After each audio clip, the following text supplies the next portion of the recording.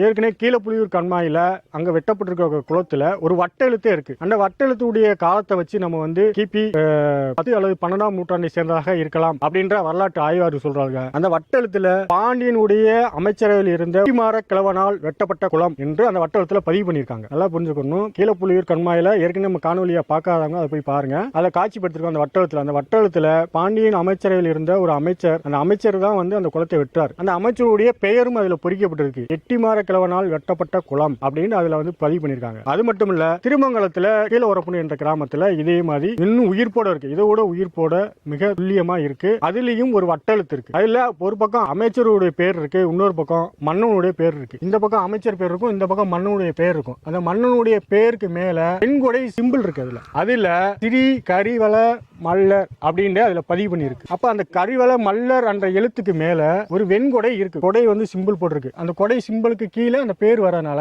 இது அந்த நாட்டினுடைய மன்னரா இருக்கலாம், அதை ஆட்சி செய்த பாண்டிய மன்னனா இருக்கலாம் அப்படின்றது இது நாம சொல்லல. வரலாற்று ஆய்வாளர்கள், தமிழ்நாடு தொல்லியல் துறை இது வந்து ஆவணப்படுத்தியிருக்காங்க. அது பதிவு பண்ணியிருக்காங்க. அந்த கல்வெட்டை நம்ம பதிவு பண்ணியிருக்காங்க. ஆனா காட்சி இது வரைக்கும் யாரும் படுத்தினது நம்ம தான் அதை காட்சிப்படுத்தியிருக்கோம்.